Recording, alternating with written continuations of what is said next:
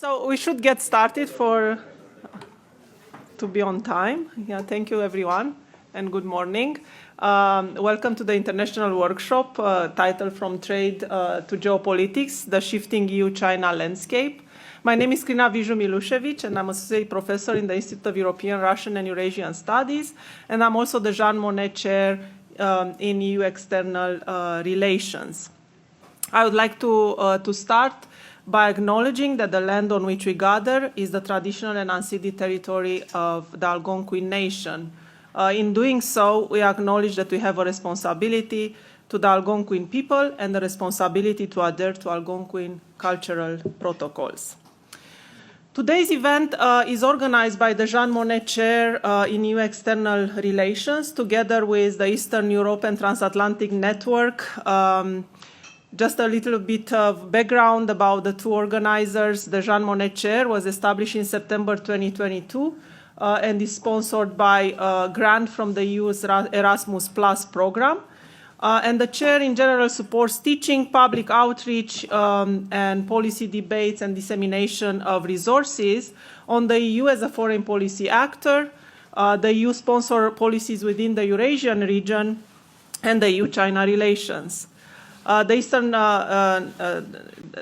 Eastern Europe and Transatlantic Network is hosted by the Institute of European, Russian and Eurasian Studies at Carleton University and is funded by the Mobilizing Insights on Defense and Security program of the Department of National Defense.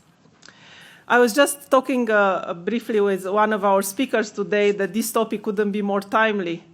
In fact, this was proposed in 2022 for my Jean Monnet Chair proposal as the last large public outreach event. And probably the timing is the best to talk about this issue. So I'm glad to see so many people interested in looking at the EU-China relations. When we look at the EU-China relations, certainly it's a very complex one, to say the least. I always say to my students, they are quite young as international actors, with the EU starting to gain, to form in 1950s and China having this more international presence from 1970s. But they are certainly defined by economic interdependence, strategic rivalry, and diverging political and economic values and norms. And as China's global influence started to expand, the European Union faced the challenge of balancing cooperation on one hand, but at the same time opposing some of the views that China pursued at the global level. And again, moving from no diplomatic relations to the peak of the relations with a strategic partnership, and now EU defining China as a partner, competitor, but also a strategic rival. Yes, so this was the latest, the 2019 paper on China. However, this relationship does not exist in isolation as we see currently. Probably what we see in the news is one of the best examples of how the United States is impacting the relations between the EU-China. And in fact, the United States has pressured the EU to adopt a more cautious stance. And as we see, the trade war currently has pushed the two. We'll see where it's pushing the two, whether it's pushing them closer or apart. But also when we look at the Russian war in Ukraine, and Russia's deepening aligning with Beijing have further complicated the EU's approach to China, pushing it to reassess its dependency on authoritarian powers and its long strategic interests. So, I mean, this is just to show that the EU must navigate this very complex geopolitical environment, engaging China where necessary while asserting its value and securing its position in an increasingly multipolar world. And today's workshop will deal with all these aspects, and I'm really happy to be able to bring together a number of scholars from Canada, the US, the European Union, and China that will discuss about these issues. And I will jump in with the first panel directly, which I'm going to chair as well. And during the first panel, we'll examine EU-China relations, focusing on key factors that have shaped this relationship, but also differing perception of the EU-China relations from both the European and the Chinese viewpoints. And we hope to gain more insight. into these complex dynamics. So in this first panel, we have two speakers here with us, and two will join us online, one from China, one from Romania. So hopefully the technology will work with us here. But I will briefly introduce the speakers in the order of speaking, and I will start with Dr. Anton Malkin, who is the head of research at the China Institute at the University of Alberta. He is assistant professor of global studies at the Chinese University of Hong Kong, Shenzhen. His research in international political economy, focusing on China's financial system, industrial policy, and technological innovation, has been published in a number of very known journals, academic journals. He's currently working on a book manuscript exploring the complex relationship between Wall Street and China. And the next speaker will be Dr. Duncan Freeman, who is a lecturer at the Business Management School. Previously, he was research fellow at the EU-China Research Center with the College of Europe and a research fellow at the Vrije University in Brussels, where he taught and researched China's economic and policy development in addition to EU-China relations. We will continue with our first speaker online, Dr. Jing Man, who is a distinguished professor and director of the Center for European Studies at the East China Normal University. She holds a Jean Monnet chair. She spent over 20 years in Belgium working at the College of Europe as the Bailey Latour Chair of European Union-China Relations and the director of the EU-China Research Center, and just found out that she was colleague with Dr. Freeman here. And last but not the least, Dr. Andreea Brânză is Vice President of the Romanian Institute for the Study of the Asia Pacific. Her research focuses on China's foreign policy with a special focus on the Belt and Road Initiative and Europe-China relations. Each speaker will have about 12 to 15 minutes, so we have about half an hour for Q&A at the end of the panel. So please write down your questions, and we will go to Q&A at the end of the panel. So Anton, with that, do you want to stay there or you want to come here? I can come up. Standing is yeah, sure, I can stand. That way I can sort of not block the monitor for people, I guess. Okay, perfect. Water. All right. And sorry, I was just apologies if there's any typos in this presentation. I was due to current events. I was making and remaking these slides. Like hopefully I'm coherent, but we have tariff announcements once or twice a day, so let's see. If I'm wrong, just tell me, okay? I just checked my news feed, nothing. I think I'm okay. We'll see. All right, so next is... All right, so what I'm going to do is I'm going to outline the situation between China and the EU as I see it. I'm not an China-EU expert, so my sort of my expertise and my knowledge on China-EU is downstream from my understanding of China technology and trade issues more generally. But so I'm going to start broad, and my colleagues will get more specific. So what I want to do is outline the China-EU trade as I see it today. I'm not going to give any specific recommendations. I'm just going to point out problems and strategic issues, opportunities, etc. And so I titled my presentation, just to go back, China-EU and the End of Free Trade. And so the title is deliberately provocative, but I actually think we are pretty much there. A few years ago, Morris Chung, he was the founder and before chairman of TSMC. I guess people now here, everybody knows what TSMC is. He said free trade is almost dead. I think as of Liberation Day, we can pretty much call it free trade is dead. This puts the EU and China in an interesting position because, and I'll tell you why in a minute. So what are the problems of EU-China trade? So there's a trade imbalance. I'll show you the figure in a minute. Actually, we could just take a look now. As you can see, there's a trade imbalance. I'll go into the details of that in a minute. And this is I guess, a common problem. You can see it's trade is rising between the two. Imports are rising, but not that quickly, and that's a little more for the discussion part of it, but I just wanted to visualize that. Favoring China. Technological imbalance, I would say, and this is before Liberation Day. Liberation Day changed things a bit. Mostly favoring China, but I wouldn't say as much as people think. There are values differences, of course. We're going to have more panels on that later, and this is not something that's going to get resolved anytime soon. I'll go out on a bit of a limb and say this is not just a China issue. Like if the EU is going to trade in the Pacific, what they call the Indo-Pacific, I still prefer APAC. So if the EU is going to trade in that region, there's going to be a lot of countries with whom it has differences in values. So there's a choice to be made. Like Indonesia and Singapore are different from China, but if you get right down to how certain human rights issues work, not as different as we think. Political imbalance. The EU is far less unified. Like this is really good for China. China doesn't have to deal directly with the EU all the time. They can go to Hungary and they can go to Spain, and you can say we're best friends, right? We are, right? The Spanish and the Hungarians seem to think so, right? But maybe the Poles and others don't think so. That China can exploit that, right? This is actually not, this is not China's fault. That's just how it is. The EU is not a unified actor yet.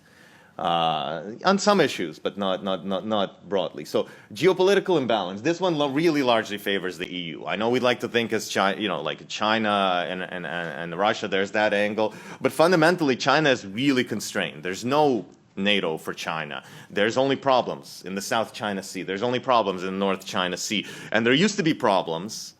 But now they're kind of trying to put Belt and Road there and avoid them in the western parts of China. But still, China, the EU has, at least now the US, the EU is a gateway for China to continue global trade. So I actually don't think geopolitically things favor China that much. Complementarities.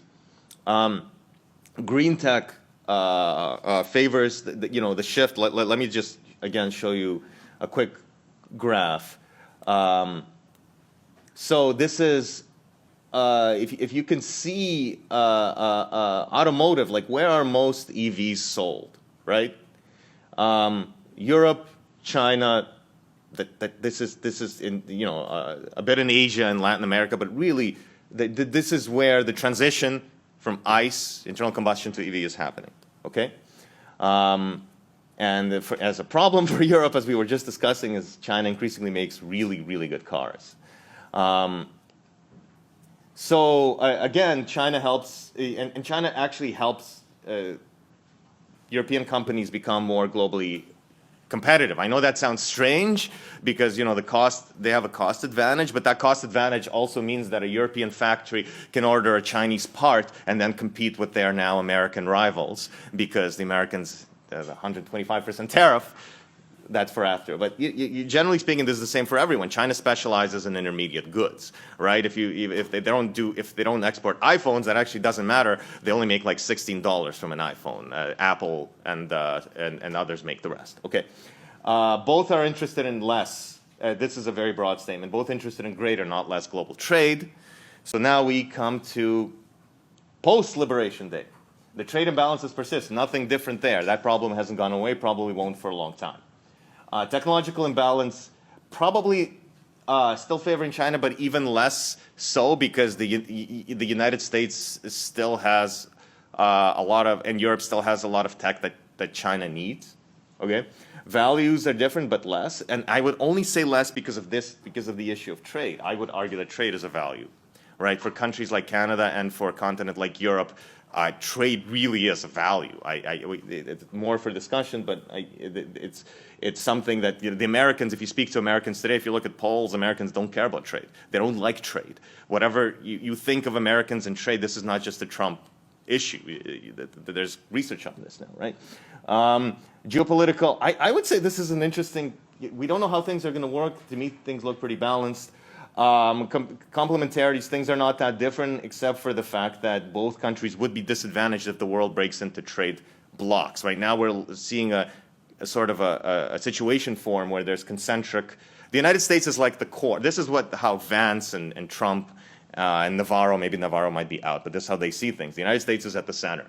Then there's the Brazil, the Canada, the whatever that are you know, the Korea that they want in the first concentric circles, just maybe 10% tariffs on you guys, and then there's going to be the wider tariff base, higher tariffs on everybody else. This is sort of like kind of a 18th century British style trade, the imperial trade arrangement, like the United States under Trump.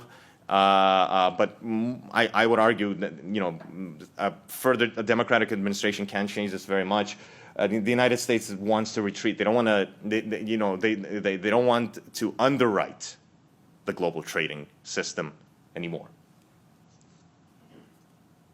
So, and you can see, if we really want to understand China-EU trade, a lot of it really today is about autos. Not only because of China and Germany, but just because a lot of the rise in trade has to do with autos, and because these are, for the two countries, the most dynamic industries. I know we'd like to, you know, the United States says, you know, we're bullied on trade, countries don't give us access. Or if you listen to Vance and you know, Lutnick and others, it's as if, you know, Chinese companies are like, you know, the American companies are all going bankrupt, and you have the Europeans, the Japanese, the Koreans, and the Chinese leading in every single industry, whereas the reality is completely the opposite, right? Aside from autos, the United States leads, you know, and there's a huge issues in like shipbuilding and critical minerals where China just fully dominates these sectors.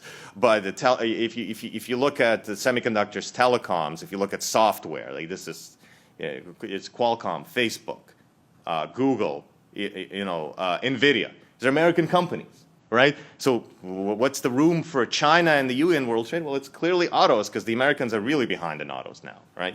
Including us, Canadians too now, by extension. Okay. So this is what's interesting, and then you can see partnerships between European and Chinese automakers forming, and they're all around. Like you don't see a lot of these partnerships, except for Ford, I guess, or something like that, with the Americans and the Chinese. But you see them with the Europeans. There's a little bit of this happening with the Japanese. Apparently, I'm pretty excited about this. I like the Honda Civic. It's been a pretty reliable car. You know, Canadians like the Civic, and they're going to put I think they're going to put a BYD battery in there now, and they're going to try to make it more affordable. So that's good news. I don't know if it'll ever come here, but that's what Honda and Toyota want to do. They want to partner with the same way that the Europeans are doing. So there is something happening in autos, and I think that's going to be really the focus of things. And I just wanted to put this because I went to this industry conference around the auto show in Toronto a few weeks ago, and you know, they gave me this publication, the trade magazine. They gave me this publication. It's like dealers, outstanding quality vehicles from China are coming. And what's interesting for the China and the EU and the Canada angle is that even the American auto industry now today sees these 100% tariffs as basically a 5-year reprieve. That even Detroit thinks that Chinese automakers are coming here. I don't know how that's going to happen, but maybe they're just saying that for lobbying purposes. But it's interesting. The dealerships in North America are important lobbying constituencies too, right? Because they're a big part of local. You know, we're a first past the post system. A dealership in a small community where you can win a seat matters.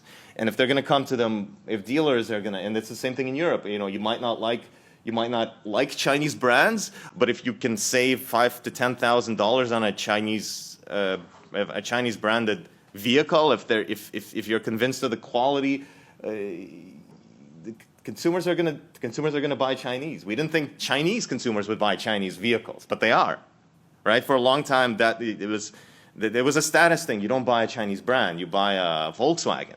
Right? Now Volkswagen sales are tanking. BYD sales are going up. You know, there's some Volvo, which is a Chinese car now. Sales are going up, but they're Chinese, right? And the brand is European and it's made in China. For them, that's perfect. And just to show you a price comparison, we have just just to keep this in mind, we have really expensive cars. Like the same models, if you take a Tesla made in Shanghai, the Teslas here are made in Shanghai, the markup is 100% at least, right?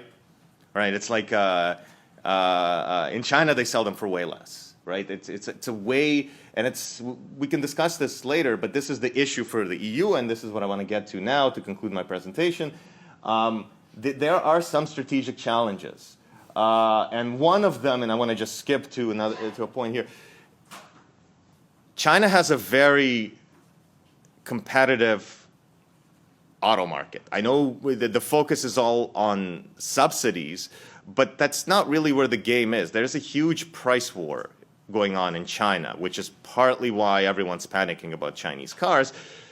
There's a huge price war going on in China. This price war is going on largely because of scale and the fact that this is a new industry, right? Aside from Tesla, there's no established EV brands, right? There's no established EV market. People have to fight for it. And the scale at which they can produce is only rising, right? BYD is spending insane amounts of money to expand in Europe, to expand in Southeast Asia, to expand in Latin America. And they're doing it because they can, and they can keep their prices low because they sell more and more cars every single year, right? As long as they keep selling more cars, they can keep prices down. And if you look at the European or the North American auto industry, it's very difficult to compete because for the legacy automakers, sales are going down. They're not going up. Scale is going down. Scale is not going up. So there is this problem for China and Europe that they need to solve, right? But at the same time, deglobalization hurts both of them more than globalization. The United States has its own resources. The United States has its own technology. The United States has its own continent that they kind of own. 2 minutes, yeah, that's perfect. But Europe and China doesn't. They're both resource poor, right? If you're thinking, if you're Canada, what can we do? They're resource poor, right? Both Europe and China. They need resources, right? So they can't just deglobalize. Where are they going to get their energy from, right? So China and Europe will not agree on values. I just don't think we're going to solve that problem going forward, right? And another problem is that because free trade is over, this really limits Europe's influence over China, right? So China knows its current popularity won't last, and it's looking for better trade ties, diplomatic ties. This is not really. This is more. This is kind of. It's my conjecture, I would say. So also, then China doesn't have trade coalitions outside of Southeast Asia. So China really needs Europe. I know Europe might look suspiciously at China, but an opportunity to make a trade deal is now. Until trade blocks really solidify, right? Global regional trade is isolate. I also don't think that a global deal on trade, sans the United States, is going to work out. I don't think that that sort of ideal scenario for China and Europe where everyone keeps trading, we just kick the United States out. Europe doesn't want that, and also it's just not. I don't think it's going to happen, for reasons we can discuss later. So this is also a great time to address non-trade barriers, and the EU, I would actually say they can use trade as a lever with broader political negotiations with China, again, because China is scrambling, and they're in trouble just like everybody else. Okay, and I'll stop there.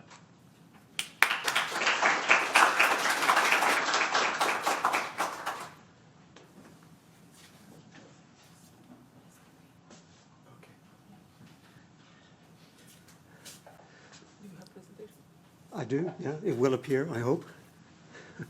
Well, I'll start by saying, first of all, thank you for inviting me here. It's really quite exciting and interesting for me to be here at such an exciting and interesting time, if I can be a little bit euphemistic, about the state of the world. And it's my first time in Canada as well, so I'm really happy to be here. Yeah, what I'm going to talk about is a little bit more general, the state of the relationship between the EU and China. Oh, I was going to have a quick comment on, you said a number of interesting things, but a quick comment on one of the things which you said. You said that Volvos are made in China. Well, actually, they're also made in Sweden. And since I live in Belgium, I have to say that there is also a Volvo factory in Belgium as well. So they kept some production in Sweden? I feel that's yeah. They didn't move the Volvo production to China. There are certain models. I'm pretty sure I've seen certain models that are made in China. But that's for later. 1-0. Yeah. So just to stake a small sort of claim that there is a quite large Volvo factory in Belgium as well. Now, an interesting sideline is that in Brussels it's a quite old Audi factory, which I think had been converted to making electric vehicles, but it is being closed down, or it has been closed down. And just before it was closed down, there was a delegation from one of the Chinese EV manufacturers who happened to visit the factory. And so in all the Belgian media, there were headlines saying the Chinese are going to take it over. They didn't, but it's closed. So yeah, but there is, as you say, it's a really complex relationship between China and Europe across a lot of industry. Narrative. Well, why I'm framing this around sort of narrative because actually in next month there's a co-edited volume on narrative in the EU-China relationship, which will be coming out with Bristol University Press.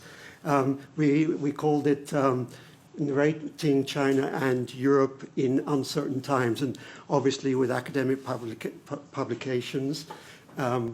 This has been several years in the making, and obviously since we came up with this title, the world probably has got a lot more uncertain than even we imagined at the time when we were thinking about this. So the fundamental idea is that narrative is actually really important. How we tell stories effectively about others and ourselves, and the relationships between the two are actually very important. Our volume looks at many different aspects of the narrative in the relationship between the EU and China. And there is, this is perhaps a little bit academic, but nevertheless, it's here. There's this very influential model or framework for discussing narrative, which is strategic narrative, which is, as it's defined here, or one of the definitions is means of political actors to construct a shared meaning of the past, present, and future of international politics, and to shape behavior of domestic and international actors. So it's about telling stories about ourselves and also the others, and ultimately hoping to influence the behavior of the others. So that is really where I'm giving a few thoughts here to a more general view of how, in this case, I'm focusing on the EU, but obviously China has its own narrative of the relationship between Europe and China. And so in this model of narrative, there's three different, according to Ms. Skimmon, who actually did a book on narrative and the Belt and Road Initiative between the EU and China, identity narratives, policy narratives, and system narratives. So identity is narratives about yourself or the other. What is the nature of yourself and the other? As an actor, policy narratives are about policy and how you deal with policy problems. And system narratives are about the system that we exist in. So what I would like perhaps to look at here is how the EU narrative of the relationship between China and the European Union has changed, and particularly in more recent times, particularly with the new administration, relatively new administration in the United States, what impact that has had on the relationship, on the narrative of Europe in its relationship with China. I mean, I would argue, there's the bottom line down here, which says that, in fact, how the narrative has been, or the context in which the narrative has been created over a number of years has effectively collapsed.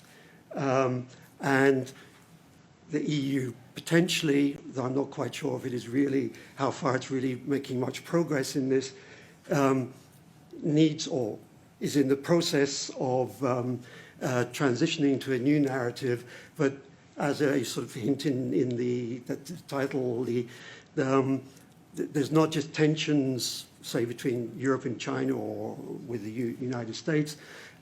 There are tensions that exist in this narrative that the EU has of its relationship with China. Very briefly, this is a few sort of key moments of the EU and its relationship with China. And there are key changes that have taken place in the narrative of China and the relationship with China. It hasn't been static, it's changed over the years. 1975, the foundational date, if you like, of the EU relationship with China, although I would really strongly argue that there is a fundamental problem with the EU and its narrative of China, because if you read a lot of academic work or if you listen to statements from EU officials or even Chinese officials, this date is seen as being the foundational date of the relationship between the EU and China, or Europe and China. But it's all important not to forget that there has been, roughly speaking, 500 years of relationship between Europe and China, which existed before the EEC or the EU came into existence. And this is fundamental to the relationship and the story of and how the relationship is narrated. This past is almost entirely excluded from how we see the relationship today. Generally, for much of this period that we're looking at here, the EU narrative, if you like, of the relationship with China was actually generally pretty positive. From the 1990s, when the EU began producing policy documents on the relationship with China, it was generally seen as positive. There was potential, even if there were problems, particularly, and a lot of this was economic, but China was seen as being a potentially positive economic partner for the EU, and the EU could influence China, reform in China, changes in the economic system in China, and so this was seen as being generally very positive. And up until the early 2000s, 2010s, particularly in the 2010s, then things began to change. For me, one of the key dates is 2015, when China did not get market economy status from the European Union. Everybody believed that, China would get market economy status, but that was really a point where the negative impact of China, economic impact of China on the European Union, really came to the fore. And in Brussels, the debate was really focused on the negative impact of China. And since then, with COVID and so on, the relationship has worsened, the narrative has worsened. As you referred to the Ukraine war, that really had a very, very negative impact on the narrative of China in the European Union. Other factors have played a very big role as well. And so, yeah, you came to this. I mean, this is sort of today seen as being one of the foundational, if you like, or essential documents on how China views the European Union. This Commission Strategic Outlook on China from 2019, China's a cooperation partner, negotiating partner, economic competitor, and the term that shocked everybody at the time, systemic rival. I mean, this was seen in China as being a sort of very shocking or assertion of China as a systemic rival. Although actually defining what is a systemic rival has always been a little bit difficult. But nevertheless, and the EU argued at the time that this was really just an attempt to encapsulate the complexity of the relationship. It wasn't saying that China was only a systemic rival, but nevertheless, this was a complex relationship where there were positive and negative dynamics occurring. And then this policy that flowed from this, which was really taking a more, what was supposed to be realist or realistic view of the relationship with China, and a more forceful policy of asserting EU interests, particularly economic interests in the relationship with China.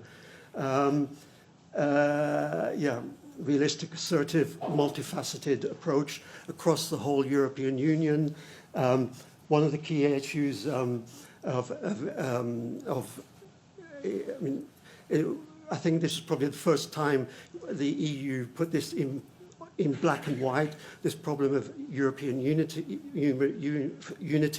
in approach to China, which is very much sort of a slogan that doesn't always come into reality, because people repeat this when they're in Brussels, then they go back home and they do something completely different in their own national capitals very often. And this is not only with China, but I mean, this is the reality of dealing, I mean, whether it's with the United States or anyone else. There are national interests which predominate, depending on what the national interest is. So that became more or less the sort of framework, at least, where the EU was trying to frame its policy, the narrative of the policy. And this key element, which really has become central to this story, if you like, and the Trump story of the relationship with China is one thing. The EU has this story of the relationship with China, which is about fairness, about imbalances, about rebalancing the relationship, and this particularly focusing on trade, which I think is, I mean, I don't want to go into this, but trade is not the only story in the relationship between Europe and China. And investment actually is very important, and particularly if you look at Germany and the vehicle industry, then investment actually has taken over in many ways from trade as the key element in the relationship. Increasingly, the securitization of the EU-China relationship, trade relationship, von der Leyen and this idea of a geopolitical commission, the Ukraine war, and more recently, this policy of the EU, which von der Leyen Commission, of de-risking. The idea of decoupling, which was briefly current, was abandoned, and the idea of de-risking has become central to the relationship with China. The idea that China and the relationship with China is a risk is central to how China is now portrayed in Brussels. We could talk a lot more about that, but I just leave it there at the moment. So just to quickly finish up, new Trump, new China narrative. I think, I mean, if I was to say, I mean, I'm not here as a representative of the European Union, so I will, I mean, I think the EU's policy with regard to the most recent election in the United States was hope, and it was the hope that Trump would lose. I mean, that was the strategy, essentially. There was nothing really more than just let's hope that he wins. Well, he didn't. I mean, let's hope that Biden wins. He didn't. And of course, you know, there's a whole long history that is outside of the European relationship with China. It's the European relationship with the United States. And this has had a fundamental impact on not just transatlantic relations, but also on the relationship with China, increasingly so. And there are people who believe, and certainly Chinese who believe this, that essentially in recent years there's almost been no difference between EU policy on China and US policy on China. And particularly impacted by the Ukraine war, which became to some extent the prism through which EU policy towards China was really formulated or after the Russian invasion of Ukraine. But this has all kind of fallen to pieces. Trump, let's be clear, I mean, he makes this pretty clear. I mean, again, being a little bit euphemistic, but he does not like the European Union. He does not like the Europeans. And in his trade policy, as we've seen pretty much, you know, China and the European Union are on the same level. And his policy towards Putin, Russia, Ukraine really has thrown a lot of things up in the air. So at the moment, I think that the EU is in a period of transition where it's had difficulty in abandoning the transatlantic, the relationship, and facing a new relationship both with the US and with China. So if you look at what, for instance, EU, I mean, von der Leyen here, this is a speech she made to EU ambassadors earlier this year, where you can see that there's some language which really continues to assert what has been previous policy or the previous narrative of the relationship with China, growing imbalances and risks and so on. But at the same time, and this is what kind of caught a lot of people's attention when she made this speech and a couple of other statements, she said there is also room to engage constructively with China and find solutions in our mutual interests. And I think that we can find agreements that would even expand our trade and investment ties. So this was seen as being somehow a new opening by somebody, von der Leyen, who's been generally seen as a very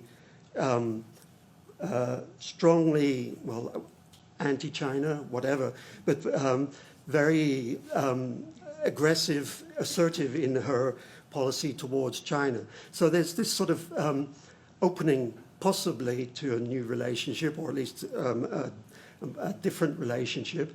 But then at the same time, you have this EU defense white paper, which came out just a few weeks ago,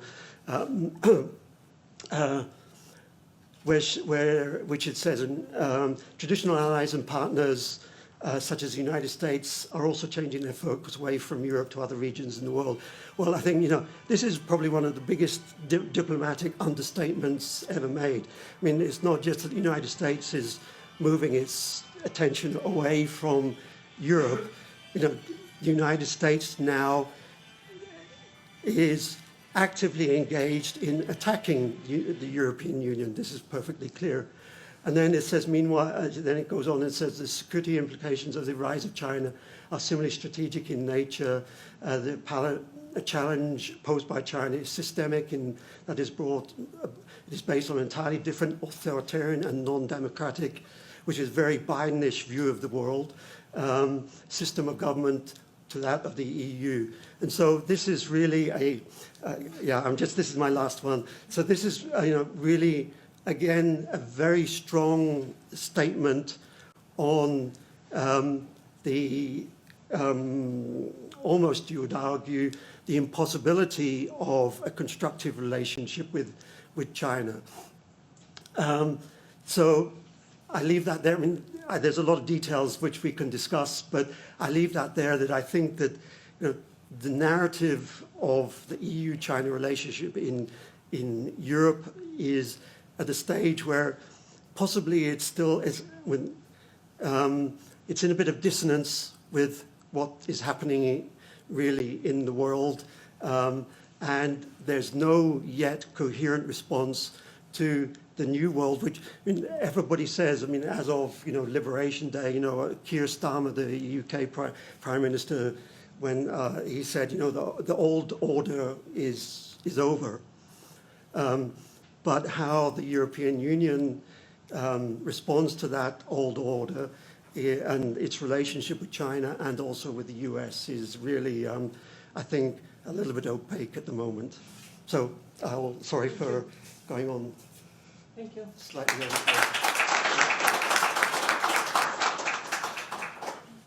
So we are moving to our first online presenter. Hi, Jinmen. Can you hear us? Yes, I'm here. Can you hear me? Yes, nice seeing you.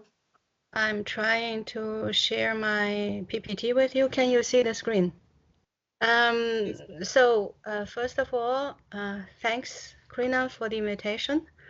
It's indeed a very small world because I started to cooperate with some of your colleagues from Carleton University from last year on, which is Professor Piotr Dudkiewicz, who is from Center for Governance and Public Management. We are now editing a book on Global South together.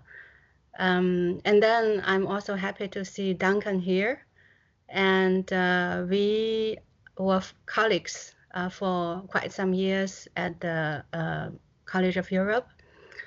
And we are both doing research on EU-China relations. And I can't agree more with him on his presentation just now, talking about the differences between the EU and China in his discourse analysis.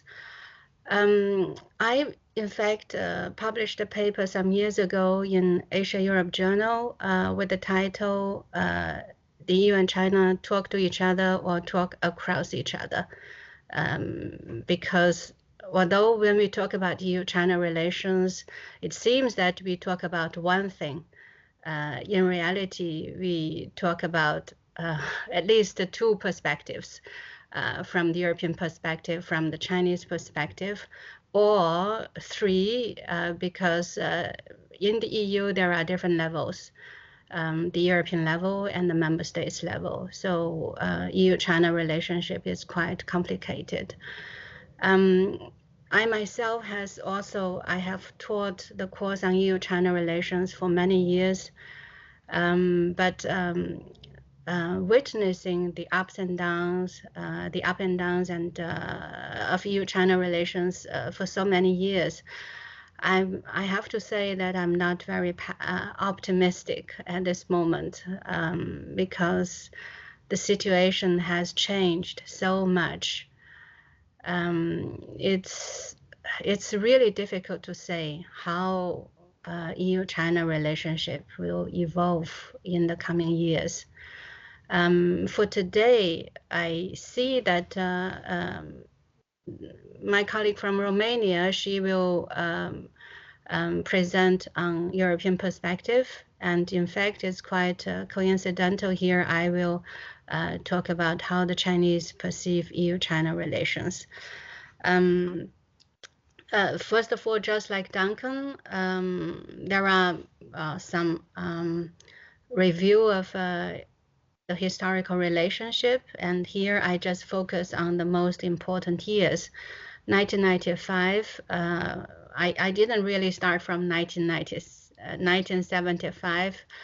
In fact, when we talk about 1975, you may know that this year is a very important year for EU-China relationship, marking the 50th anniversary. And because of this, the EU and China will have a the highest level summit meeting in July in Beijing, that European leaders will come to Beijing and to meet Chinese president for, in fact, for many common, issues of common concern.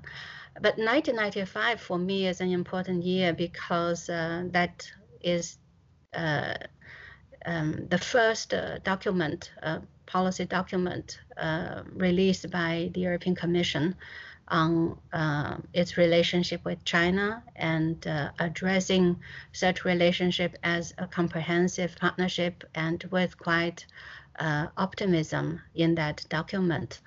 That, I would say, started a quite positive interaction between the EU and China since 95 till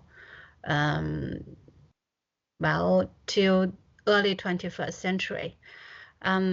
2003 could be regarded as the best period in EU-China relationship, because the two sides agreed to establish a strategic partnership, or comprehensive strategic partnership, although even up till now many people challenge the term, whether the EU and China have indeed reached this strategic partnership. That is doubted by many people. And then 2006, there was another two policy papers published by the Commission, starting to address challenge in its relationship with China, and it was the first time to address China as the biggest challenge in trade relationship. Since 2016, indeed, the narrative has changed quite noticeably, because 2016 was the year that the European Union first published its, it published strategic security document, strategic security document, and also it published a policy paper on China, trying to make a balance between the values and pragmatic measures and pragmatic interests. But obviously, from that year on, there had been more and more negative description in the European documents, in the speeches of European leaders when they talk about China, and which led to 2019, the document which describes China as a partner, competitor, and systemic rival.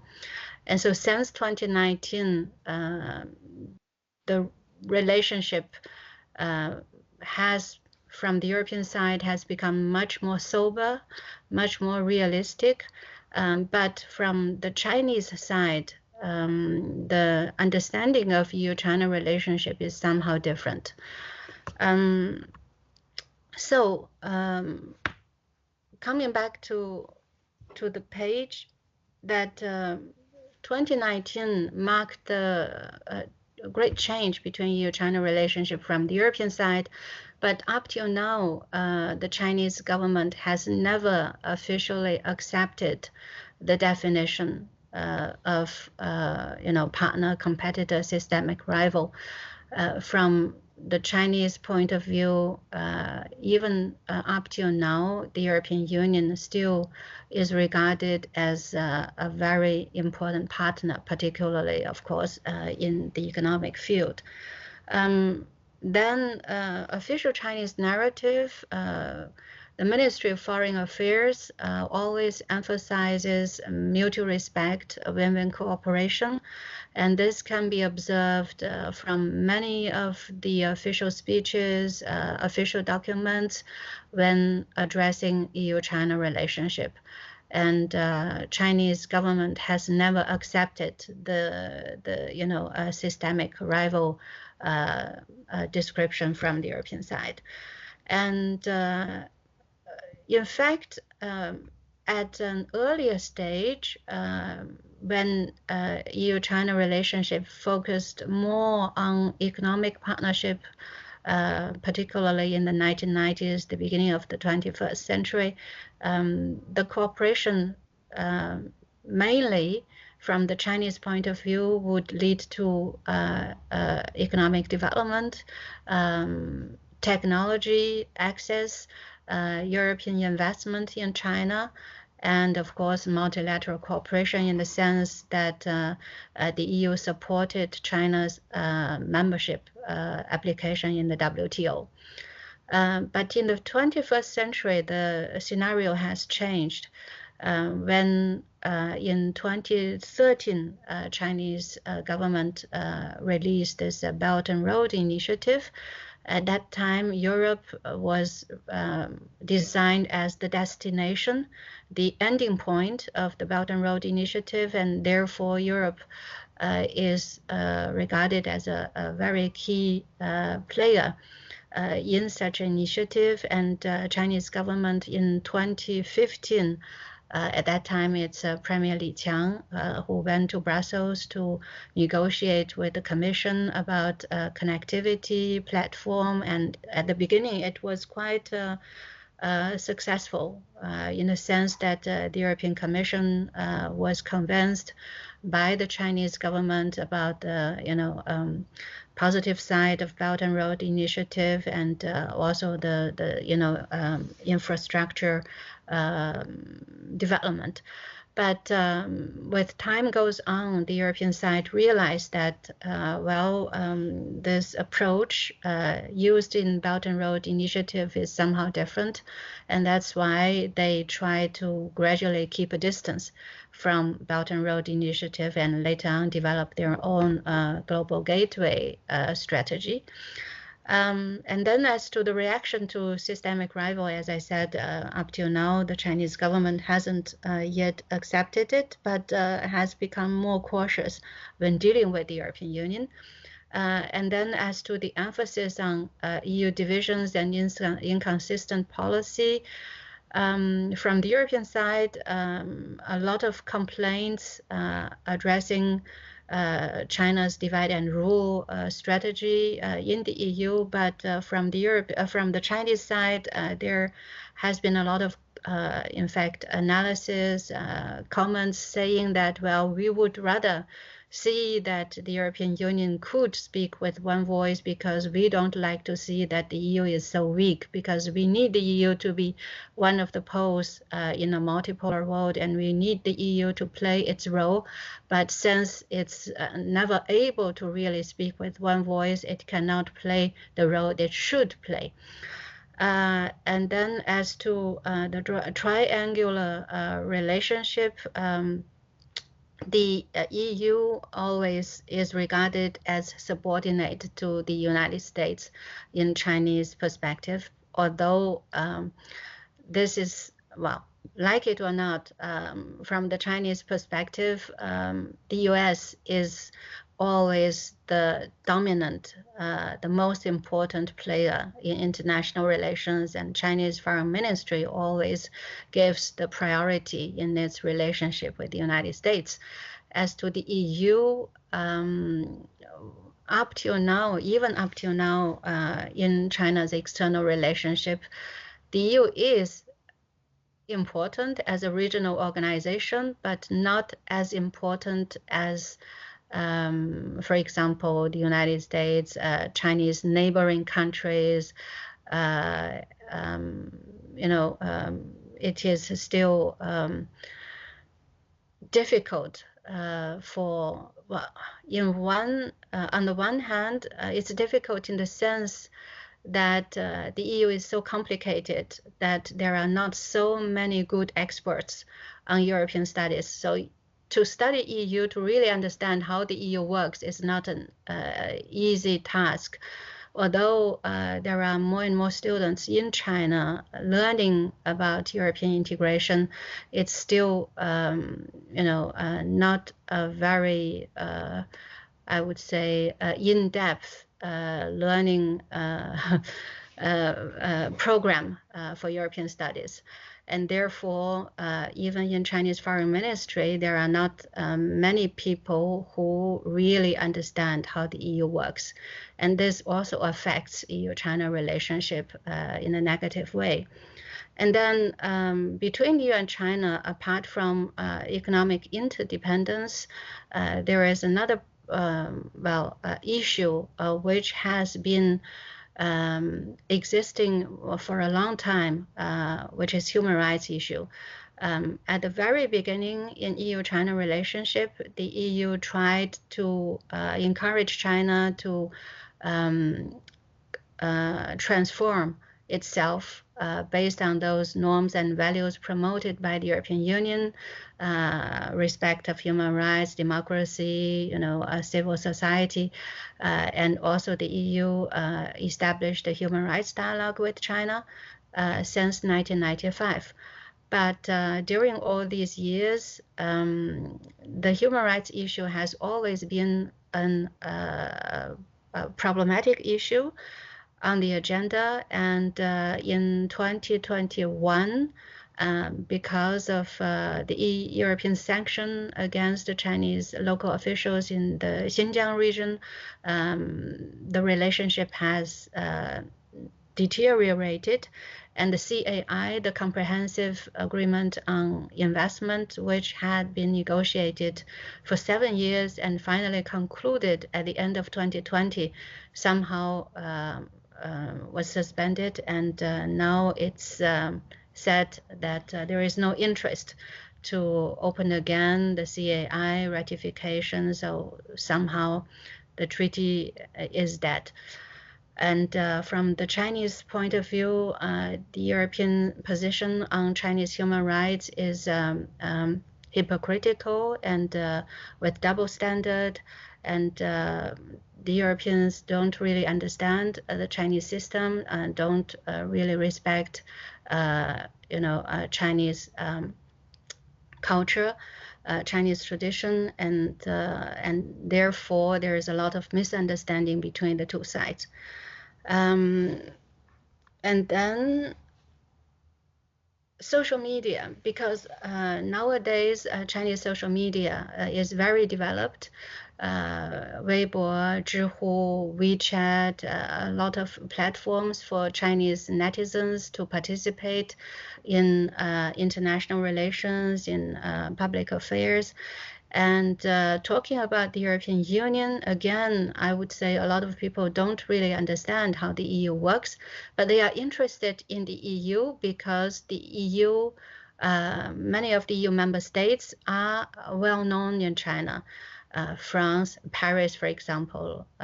Of course, the UK is already out of the EU, but London, Paris, Berlin, Budapest, so a lot of such cities are very famous in China because the Chinese attach great importance to culture, to history, and they believe that Europe is a place with a long history and which deserves to be respected. And therefore, Chinese are interested in Europe and interested in cooperation in Europe, and that's why economic cooperation is regarded from Chinese netizens as very positive side in EU-China relationship. But on the other hand, European criticism against China is interpreted as very bad, negative, and has negative impact on Chinese understanding of the EU, which increased distrust from Chinese netizens on the European Union. And then also, as I said, in China, people attach more importance to the United States, and that's why they somehow disrespect the EU's role as, always following Washington's decision without its own strategic autonomy. And then key issues, divergences and perceptions. Yes. Do I still have some time? Or my time is up? Just 1 minute. All right. So I just one thing here: Ukraine war and China's neutrality. And here is another problem between the EU and China, because the EU perceives China as tacitly siding with China, but Chinese narratives frame the war as a NATO provocation, and with the EU blindly following Washington. So this also affects bilateral relationship negatively. And then strategic outlook, how China views the future. Declining expectations. The Chinese increasingly view the EU as less autonomous and strategically incoherent.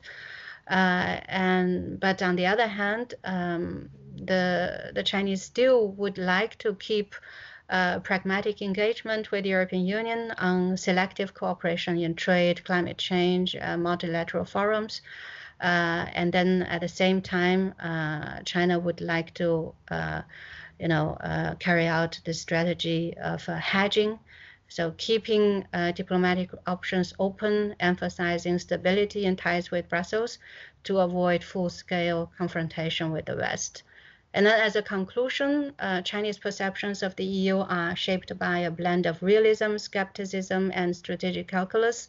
While official rhetoric calls for partnership, deeper mistrust has set in, especially on values and security, and in the EU's internal fragmentation, alignment with US strategy, and normative assertiveness have all contributed to a more cautious and conditional Chinese approach. Thank you.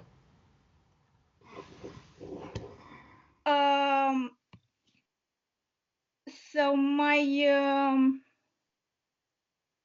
my presentation is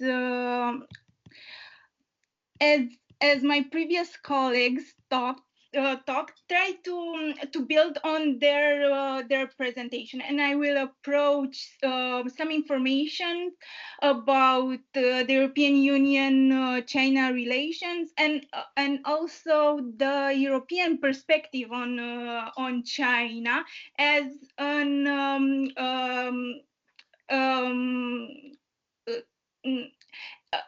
I'm sorry, to build on what my previous panel colleague presented. So going to the next slide, I will briefly talk about the idea that the EU-China relations used to be normal before 2019. I saw that my colleague pointed 2016 as the switching moment when the EU-China relations started to deteriorate. But from my point of view, 2019 was that moment, because in 2019 we have the Huawei moment, and also the first Trump administration put a lot of pressure on the European Union member states, especially those countries from Central and Eastern Europe, to join the CLEAN network. The CLEAN network was as its name says, a network of countries that agree to use trustworthy gears and technology in their 5G networks. Basically, this network tried to ban Huawei from the region. Um, so after that moment, between 2020 and 2023, the relations reached the rock bottom, and apart from Huawei moment and the 5G dispute, we have the Lithuania moment. So for those who are not familiar with what Lithuania did, they decided to open uh, a Taiwan office using the name of Taiwan in Lithuania, in Lithuania, and they used the name of Taiwan previously, though all the European countries use the name Taipei, because the name Taiwan is very China doesn't like very much this name, because they consider that is against the idea of one China principle as China presented, and the European Union and many European Union countries wanted to stay with this idea of one China principle. So they want to respect the one China policy, the one China policy, and they avoid to engage in nurturing conflicts, even diplomatic conflicts with China. So that was the Lithuania moment. We have the moment that my colleagues talk about, the Xinjiang sanctions, because the human rights abuses in Xinjiang, the European Union decided to impose a sanction to China, and China also imposed retaliated by imposing sanctions to European institutions, members of the European Parliament, and also other European think tanks. And because this action, what was then under negotiation, and that is the comprehensive agreement on investment, was put on pause because the European Parliament was very enraged, maybe it's too harsh, but I didn't like at all the idea that their institutions and their members were sanctions, and they decided to use their power to put on pause this agreement. Also, the war in Ukraine affected a lot the European Union-China relations, because from the point of view of Europe, China is a tacit supporter of Russia in the war in Ukraine, and I think you will talk more about this during the last panel. And also we have the sanctions imposed to the the tariffs, actually, the tariffs imposed to the electric vehicles in the Chinese electric vehicles in the European Union. But what was unexpected, at least for me, was is that in 2024, the European Union, and more exactly Ursula von der Leyen, decided to have a more balanced approach toward China, because previous to 2024, her approaching style was more like a hawkish one, but starting with 2024, she decided to balance the European Union-China relations by opening little by little the door to engage with the European Union.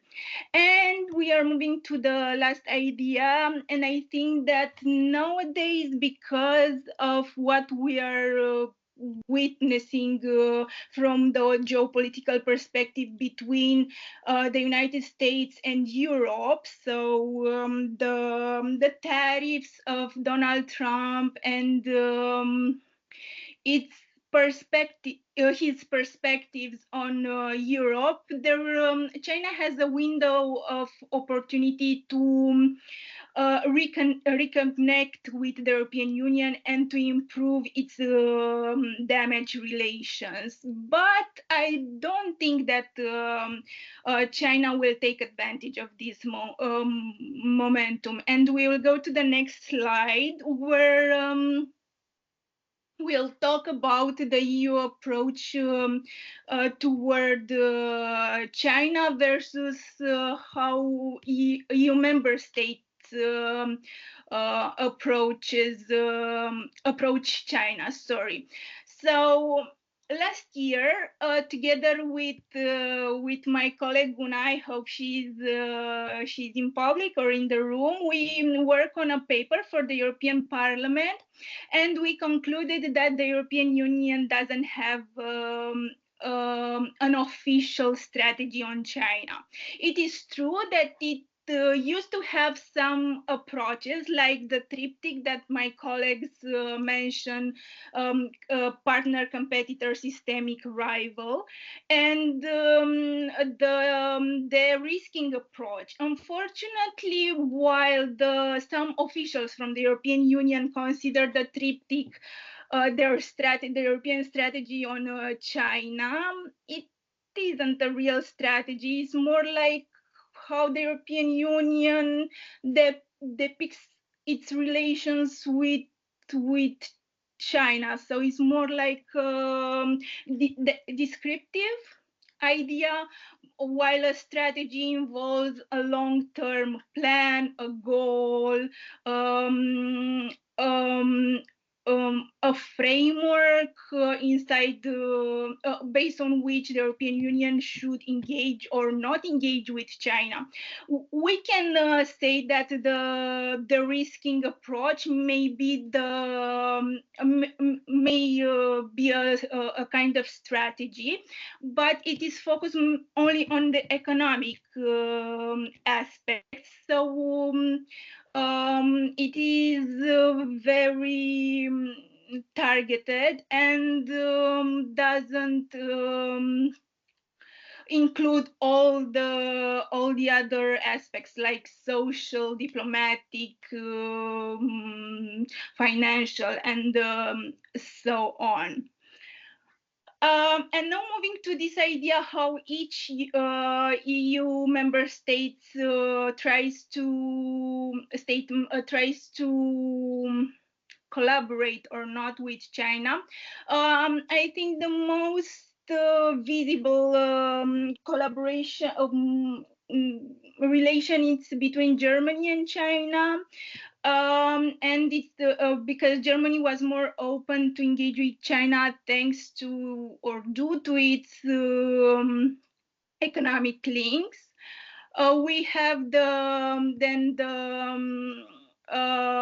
France, which has a more balanced approach, and its approach is more complex because on one side, France wants to engage with China for some economic issue and investment issue, but on the other side, France is quite protectionist with its companies and its industries. So France has a complex approach. We then have Spain, which also is quite open to China, and Italy, which had an ambivalent approach, but this happens mainly because the leader in power changed, the Italian prime minister's change, but we will talk about this aspect lately.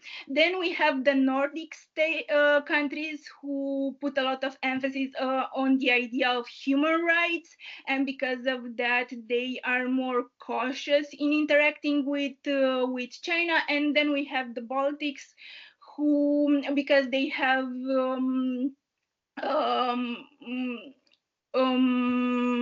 they have weak economic ties with China, they can afford to have more detached approach toward China, and like I said, Lithuania could decide to have a Taiwan, to open a Taiwan office, because there will haven't be economic retaliation. The economic retaliation are the main tool that China uses in dealing with countries that don't have a don't follow its geopolitical interests. And then we have the Central and Eastern European countries who, excepting from Hungary, they have a few political and economic links. Although we have the 16+1 mechanism, who was notorious starting with 2013, and it was labeled as a Trojan horse, and many experts thought that the 16+1 mechanism will endanger the European Union, because China will divide the Union through this mechanism. In reality, things didn't go that way. On the contrary, nowadays I think the CE is the less economic linked with China. And next we go to this idea of partner, competitor, systemic rival, and I won't talk very much about this, because my previous colleagues talk about that. What I want to say is that although China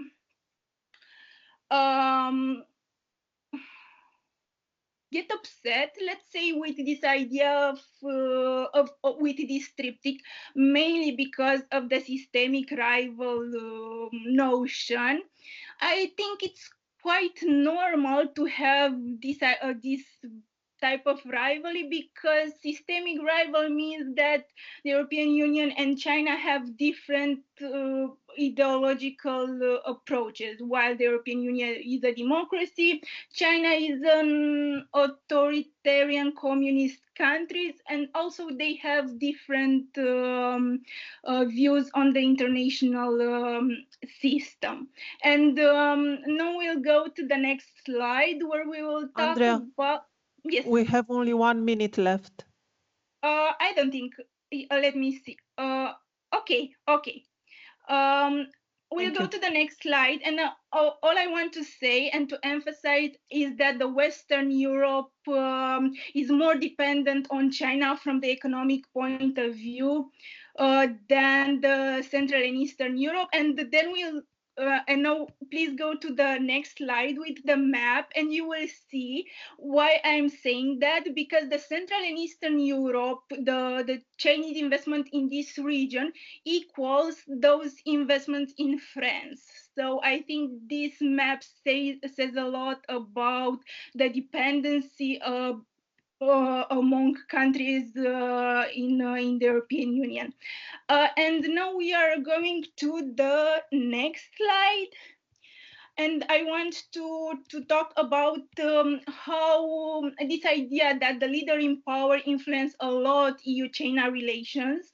And we have Angela Merkel and Olaf Scholz, who were more open towards China, and the soon-to-be Chancellor Friedrich Merz, who is more reluctant to engage with China. We have in Italy, we have Giuseppe Conte, who decided that Italy will join the Belt and Road Initiative, while Giorgia Meloni, during Giorgia Meloni's tenure, Italy left this initiative. And then we have in the Czech Republic the ex-president Miloš Zeman, who was one of the greatest friends of China in this region, and now we in the opposite direction we have Peter Pavel. And then the case in China, also in Romania, all these leaders had a different approach toward China. The first was more open in engaging with China, while the second was more reluctant. And as idea, even in the European Union, there was different approaches between Ursula von der Leyen and Charles Michel, because Ursula von der Leyen, as I said, he had a more hawkish approach, while Charles Michel was more open in engaging with China. And then the last slide are the conclusions. As I said, what I want to emphasize one more is that the European Union has no strategy on China.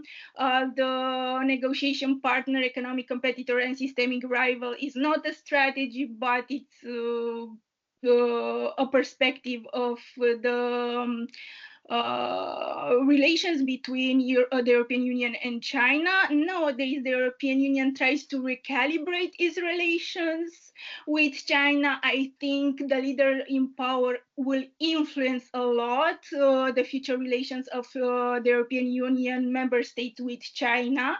And what also it's an important topic that I want to emphasize is that the Western Europe is more dependent on China, the Eastern Europe is not as dependent, because in the past, many American experts and even officials from the European Union tend to say that China, the Central and Eastern European countries were, as one expert said, in bed with China, and that wasn't true. On the contrary, the relations change quite a lot because we are not economically dependent on that.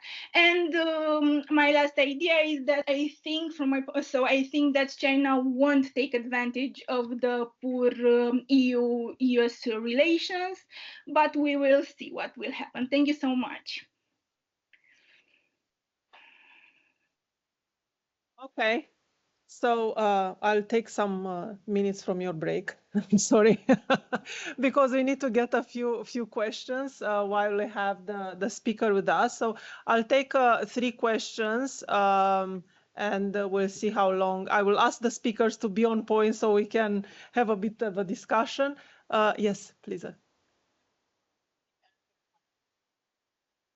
Thank you. Thank you for a fascinating panel, great presentations. I actually wanted to take Andrea's last point there and turn that around as a question to the panel. So do you see China trying to take advantage of Trump 2 and the disruption of US-EU relations in order to try to drive a wedge into that relationship? Thank you. Other questions? Yes, please. Could the EU, maybe Canada and China, cooperate to challenge the Trump measures within the WTO and within any international investment where the Trump tariffs may be violating international rules, and also cooperate perhaps in attracting more Chinese investment, for instance, to Eastern Europe or to Canada, in certain crucial areas where we need that investment, notwithstanding the security implication. Thank you. And the last question, anyone? Yes. We keep referring to the Chinese regime in ways that may be a little bit superficial. A so-called communist regime that's extremely competitive economically and technologically, and we just mentioned the BYD, and there's 12 additional ones, as well as a communist party that has billionaires as members, and we keep referring to China as a communist entity. It may be a little bit wider point to approach, but I was wondering what the panelists think about this. Okay, so I assume the questions are addressed to the whole panelists. I'll give you 1 minute each to take which question you think you can answer best out of the three, and we'll go from there. So I'll start with Anton and Duncan, and yes. Sure.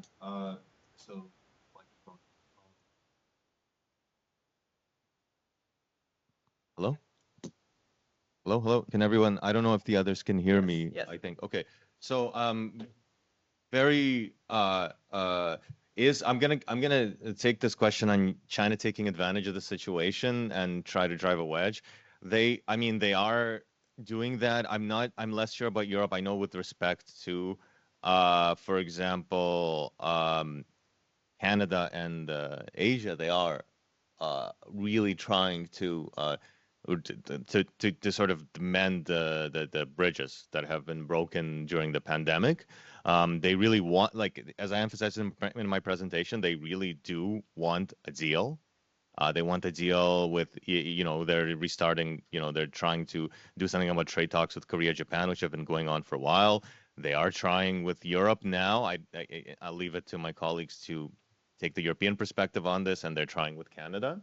This is from my own, I guess, meetings with the Chinese in the sort of the track two side of things, that they really want a deal. So from Europe's perspective, you need a strategy right now.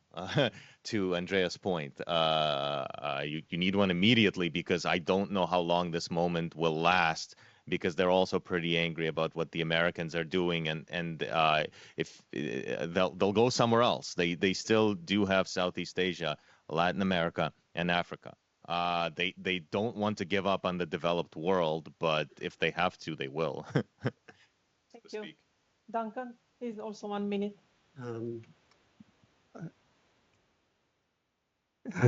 Does it work? Yeah, okay. Well, there's been a lot of discussion in some of the media in Europe about a so-called Chinese charm offensive in Europe in recent months. Quite honestly, I don't see much sign of this. I think Jing is right in the sense that the Chinese perception of Europe has changed, and it's not as positive or as necessary, perhaps, as it was in the past. There was this idea in the past, of China of the EU as a sort of strategic pole between China and the US, and China has always been very positive about European unity and European strategic autonomy, which basically means autonomy from the United States, obviously, as far as China is concerned. And I think China now perceives the European Union as being less influential in the world. As Jing said, a degree of lack of belief in the sincerity of the European Union, putting it somewhat diplomatically, in the policy towards towards China. But nevertheless, Xi Jinping, going to one of the other points, questions which was raised, he has sort of proposed this global alliance of, to use a very Western term, like-minded states who are opposed to Trump and his trade policies. But of course, it remains to be seen how far that would really fly, particularly in states, countries which are more closely aligned with the United States than some others may be. But yeah, the investment question, attracting investment, and there's always a bit of a dichotomy.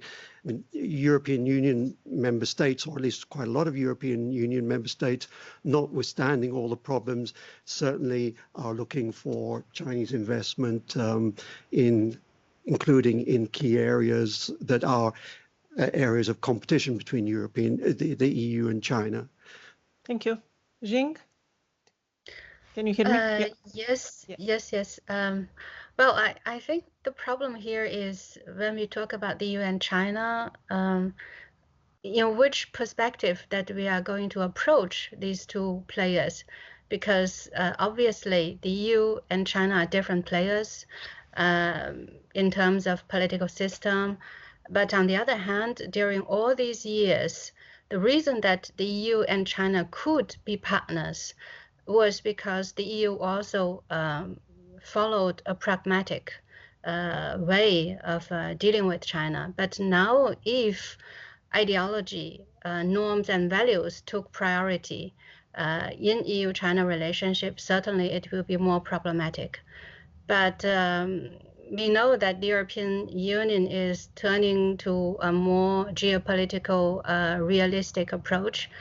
But if this approach is to defend European security, there's no problem at all. But at the same time, to protect European security, economic security, how to facilitate such objective by pushing China away or taking China inside such a plan. I think that is a question that the Chinese government is very much interested in talking with the European Union in coming July. Thank you, Jing. Andrea, do you have something to add? Yeah, you are muted. Yes. Yeah, okay. Yes, I want to answer to that question about if China takes advantage of these poor relations between the United States and the European Union. And from my point of view, for the moment, China doesn't do that. So the answer is no.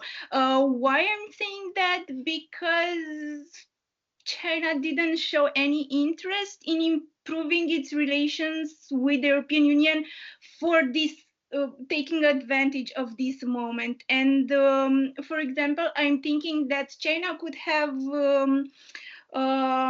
renounced to those sanctions imposed to the European Union institutions and the members of the European Parliament, because they don't do anything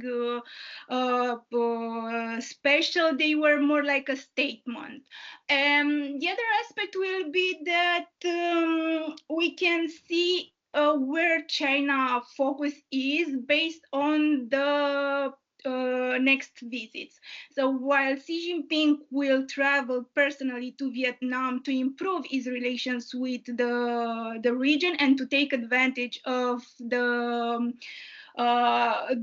new geopolitical environment, he didn't decide to travel to the European Union. On the contrary, the European Union leaders are expected to Beijing to negotiate or whatever.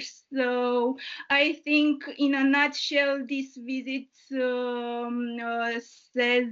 say a lot about China's interest for the moment. Maybe things will change in future, but for the moment, I think China is not interested in improving its relation, in taking advantage of the US-EU rift, but its focus is on Asia, East Asia, Southeast Asia, and so on. Okay, on that note, thank you very much. Thank you to the speaker. Very engaging discussion, and we can have about 5-10 minutes max break, and we'll come back and talk more about the US and EU-China relations. Thank you for being here.